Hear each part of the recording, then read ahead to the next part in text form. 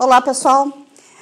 Eu, professor Alemão, estamos aqui preparando as aulas para vocês. A gente vai fazer, em um primeiro momento, uma revisão, pessoal, do conteúdo. Então, na próxima telinha, a gente vai começar, então, a fazer a revisão do conteúdo, que é propriedades dos líquidos puros. E aí, na sequência, a gente vai já começar o próximo conteúdo, que são as propriedades coligativas. Então, a primeira propriedade é a pressão de vapor de um líquido puro. Então, só para você lembrar rapidamente, pessoal, é a pressão que o vapor faz sobre as paredes do recipiente quando está em equilíbrio com o seu líquido. Ou seja, a velocidade de evaporação do líquido é a mesma velocidade de condensação. Bom, o que a gente precisa, pessoal? Que você lembre de 3 coisinhas com relação à pressão de vapor.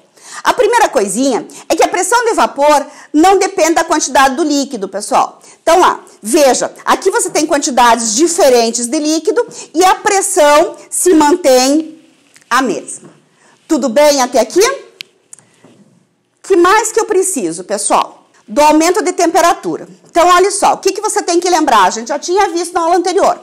Que o aumento de temperatura faz com que a pressão de vapor aumente. Por que aumenta? Porque você tem uma maior agitação das partículas. Elas se agitam mais e passam mais facilmente para o estado de vapor. Beleza? A terceira coisa é a volatilidade, pessoal. Então, lá, pressão de vapor, temperatura do líquido. O que a gente sabe? Lembra que volatilidade é a tendência que esse líquido tem em passar para o estado gasoso. Então, quanto mais volátil, maior a tendência a passar para o estado gasoso. Claro, pessoal, quanto maior a volatilidade, maior o número de moléculas, de partículas no estado gasoso e, portanto, maior vai ser a pressão de vapor dessa substância. Para você só acompanhar comigo, lembra quando eu falei para vocês na aula passada que quando você tem um gráfico pressão e temperatura, se você mantiver constante a temperatura, você determina a pressão. Se você mantiver constante a pressão, você determina a temperatura de ebulição. Tudo bem? Então, veja só, pessoal. Olhe para cá, para esse gráfico, e compare rapidamente a água e o álcool etílico. Pega aqui uma temperatura qualquer. Vou usar 78,4 como exemplo. Então, lá, olhe, acompanhe comigo o raciocínio. Em 74,8, voltem um pouquinho. O que acontece? Álcool e água. Quem é mais volátil? Quem passa mais facilmente para o estado gasoso? O álcool, claro. Então, se ele é mais volátil, ele manda mais moléculas para o estado de vapor, certo? Portanto, ele deverá ter uma pressão de vapor maior, correto? Então, olha aqui, vamos acompanhar então. A 78,4, estou chutando, pessoal, poderia usar qualquer temperatura, vou usar essa aqui. Olhe para a água e para o álcool etílico. Então, lá, temperatura, manteve a temperatura constante, vou olhar aqui para o álcool etílico. Olha a pressão dele, 760 milímetros de mercúrio. Pressão de vapor. Se eu pegar na mesma temperatura em relação à água, olha lá, cheguei na água, observe que a pressão de vapor da água é menor do que do álcool. Tá beleza? Tranquilo? Então lá, quanto maior a pressão de vapor do líquido, maior a quantidade de moléculas na forma vapor e, portanto, maior a volatilidade. A segunda propriedade é a temperatura de ebulição do líquido. Bom, o que a gente sabe? Ebulição está passando de que estado para que estado? Do líquido para o gasoso, né? Então lá, o que acontece quando está aquecendo? Lembra comigo da aula passada? Então, as moléculas, primeiro, quando você está aquecendo esse líquido, primeiro formam bolhas pequenininhas na lateral do teu recipiente, que corresponde ao gás dissolvido. À medida que eu vou aquecendo, vão formando bolhas maiores. Essas bolhas, elas são formadas pela película do próprio líquido e o vapor desse líquido. Bom, o que a gente tem então? Quando um líquido entra em ebulição, no instante em que ele entra em ebulição, a pressão de vapor dele tem que se igualar à pressão atmosférica. Foi a última coisinha que a gente trabalhou, então, das duas propriedades, né, dos líquidos puros. Pressão de vapor e temperatura de ebulição. Tudo bem? Então, lá, a pressão de vapor tem que ser pelo menos igual à pressão local. Outra coisa, pessoal, vamos fazer uma relação rápida com a altitude e a temperatura de ebulição. Você já tinha visto isso lá no primeiro ano, só revise aqui comigo. Então, lá, quanto maior for a altitude, lembra lá a camada de ar? Menor vai ser a pressão atmosférica. Se a pressão atmosférica é menor, é mais fácil esse líquido entrar em ebulição, correto? Precisa de menos energia. Se ele precisa de menos energia, a temperatura de ebulição dele é menor. Tudo bem até aqui, pessoal? Então, olha aqui, você tem um exemplo aqui do litoral e de Curitiba. No litoral, a altitude é baixinha, então lá tem uma camada de ar maior, né? Portanto, a pressão é maior, a temperatura de ebulição é maior. Em Curitiba, em que a altitude é maior, a pressão atmosférica, portanto, vai ser menor, a temperatura de ebulição também será menor. Tudo bem, pessoal? Bom, da panela de pressão, então, o que acontece, pessoal? Veja, quando você começa a aquecer, por que ela cozinha mais rapidinho? Porque quando você começa a aquecer, você começa a encher esse espaço de vapor. Esse vapor começa a pressionar as paredes do recipiente e o teu líquido. Se a pressão é maior, as moléculas têm uma dificuldade de mudar de estado físico, passar para o estado de vapor. Ela precisa de mais energia.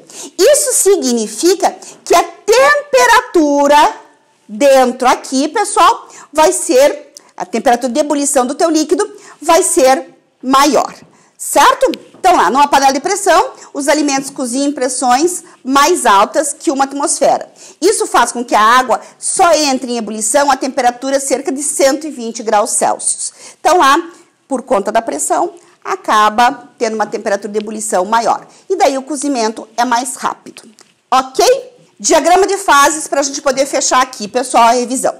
Então, diagrama de fases, lembra que ele fica na forma de Y. Aqui você tem a tua substância no estado sólido, nessa lateral. Aqui você tem no estado líquido. E aqui, pessoal, você tem no estado mais para lado de cá vapor, mais para cá gasoso. Então, vapor ou gasoso. Bem, lembre que nas linhazinhas você tem as mudanças de estado físico, certo? E aqui você tem o ponto triplo, que coexistem os três estados, sólido, líquido e vapor. Tudo bem? Dá uma revisadinha, pessoal, de novo na aula anterior, e daí você retoma aqui. Ok? Então, vamos para o assunto da aula de hoje, pessoal, que é o comecinho de propriedades coligativas. Então, assim, pessoal, a aula de hoje, então, propriedades coligativas, também chamada de efeitos coligativos. Bom, o que são esses efeitos coligativos? Olhe para mim. Então, é assim. É a diferença que você tem entre o teu líquido puro, teu solvente, e a tua solução. Qual que é a diferença do líquido puro e da solução? É o soluto.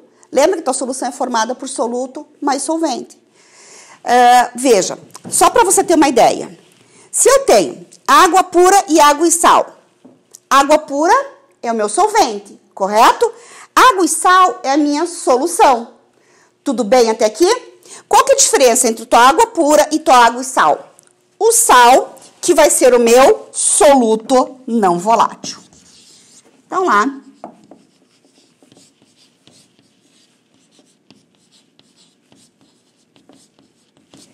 Tudo bem até aqui? A pergunta é, água pura e água e sal têm o mesmo comportamento? Elas têm a mesma temperatura de ebulição, mesma temperatura, congelam ao mesmo tempo, têm a mesma pressão de vapor? Claro que não, pessoal. Então, as propriedades coligativas fazem justamente isso. Elas estudam essa diferença de comportamento entre a solução e o líquido puro. Tudo bem? Ok, vamos lá então, pessoal. Pega aí o teu marca-texto.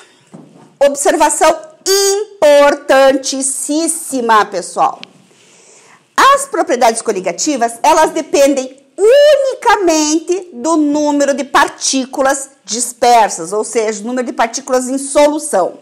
Então, lá, grifa, marca lá, dependem unicamente do número de partículas.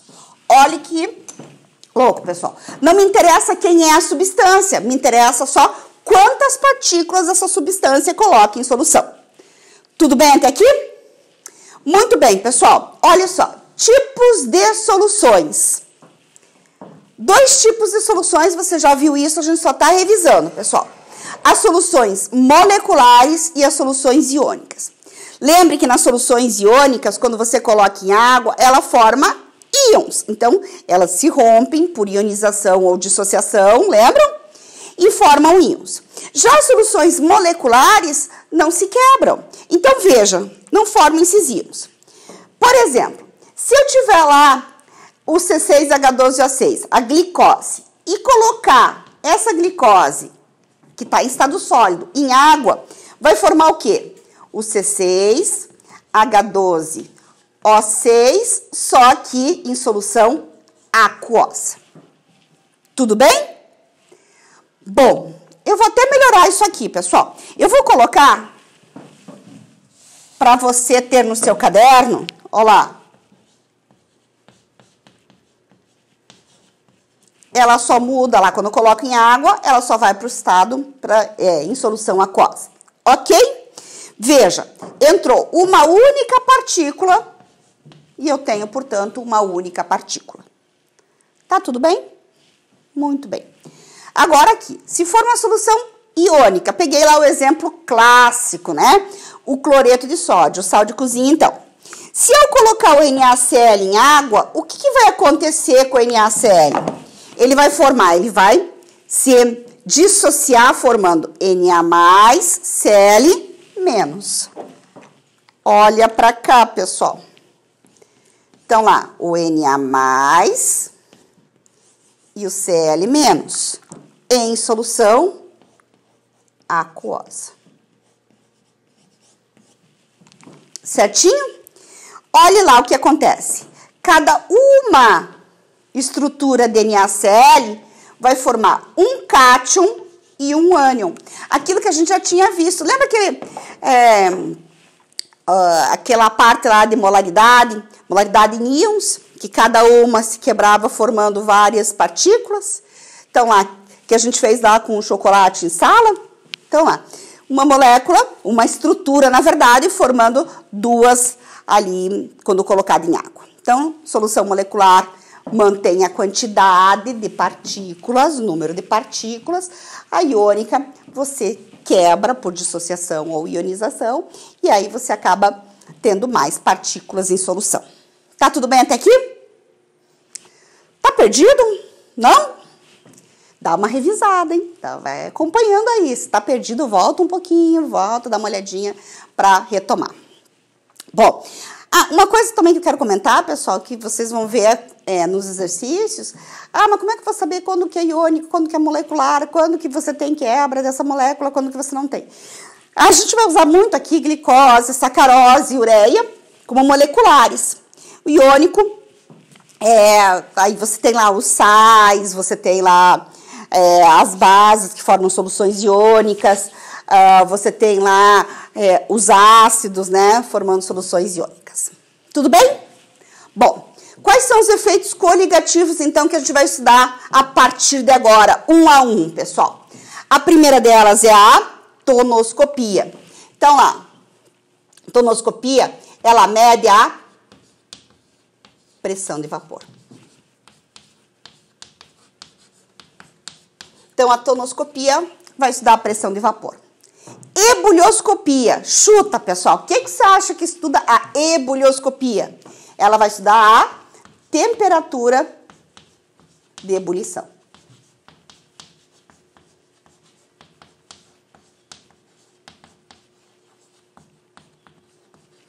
Crioscopia vai trabalhar com a temperatura de congelação.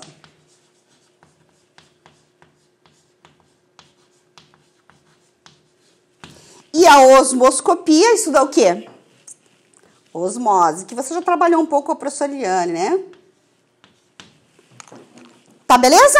Então, na próxima aula a gente começa a trabalhar com cada propriedade coligativa separadamente. Então, vamos trabalhar com tonoscopia, ebulioscopia e crioscopia. E aí, uma próxima seguinte, daí a última, que é a osmoscopia, que é um pouquinho mais longa. Belezinha?